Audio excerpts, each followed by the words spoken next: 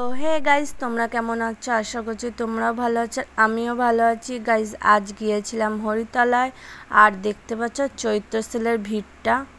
কে কে এরকম ভিড় দেখেছো আমাকে কিন্তু অবশ্যই কমেন্টে বলবে। আর আমার লাইফের ফার্স্ট টাইম আমি এরকম ভিড় দেখছি, যেহেতু কালী পুজোয় দুর্গা পুজোয় এইরকম ভিড় হয় না।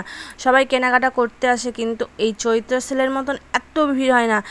যেহেতু আমরা হরিতলা থেকে গাইজ খেলাঘর যেতে আমাদের 40 মিনিট টাইম লেগে গেছে। এত ভিড় কি বলবো। আর এর মধ্যেও দেখতে পাচ্ছ গাইজ বাইক সাইকেল কিভাবে ঢোকাচ্ছে, আর মানুষ যেতে পারছে না, তার মধ্যে বাইক টাইক সব ঢুকিয়ে দিচ্ছে। কি বলবো, পাগল ছাগল মানুষ যারা হয় না, তারাই গাইজ এরকম করে, ভিড়ের মধ্যে তারা এরকম করে। আর গাইজ দেখতে পাচ্ছ, আর বাপি এইখানে একটা ঘট বাজছে, যেহেতু বৈশাখ মাসে তুলসীতলায় পুরো 1 মাস জল দিতে হয় ওই কারণে।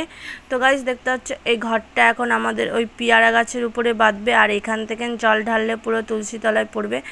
তো দেখো, আর এই ঘরটা বাজছে, আর এই ঘটের মধ্যে একটা ছিদ্র করা রয়েছে, নাহলে জলটা নিচের দিকে নামবে না, তাই কারণে।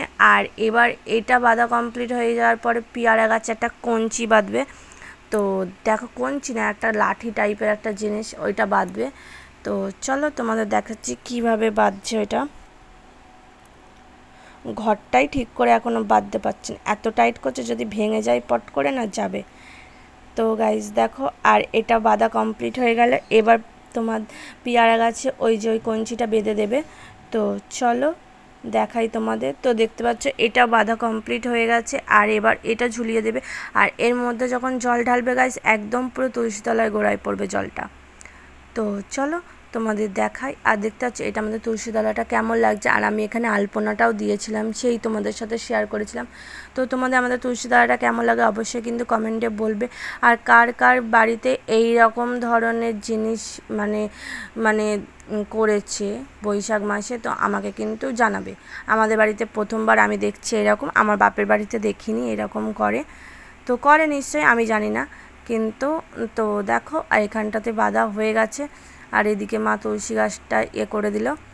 তো এরপরে মা এবার এই ঘটির মধ্যে 1 ঘটি জল ঢালবে, আর ওই জলটা তুলসীতলার গোড়ায় পড়বে। তো দেখো, একদম তুলসীতলার গাছের সিধা পুরো কৃষ্ণ ঠাকুরের মাথার দিকটাতে পড়বে। দেখো এই যে গাইস, মা এবার জল ঢেলে দিচ্ছে, এবার পুরো তুলসীতলার গোড়ায় পড়ছে। যেহেতু এই দিকটাতে একটুখানি সরে এসেছে, তাই কারণে একটুখানি হাত দিয়ে ঠিক করে দেবে। তারপর আবার এটা একটু খুলে গাইস আবার ঠিক করবে, যেহেতু একদম ঠিকঠাক না হলে পুরো পারফেক্ট হবে না। তো দেখো, তুলসীতলার গোড়ায় একদম জল পড়ছে গাইস, এটার নিয়মটাই এরকম, জল ওখানে ঢালবে, তুলসী গাছের নিচে পড়বে জলটা পুরো নারায়ণের কাছে। তো দেখো গাইস, ভিডিওটা ভালো লাগলে লাইক কমেন্ট শেয়ার সাবস্ক্রাইব করে দিও। তো টাটা।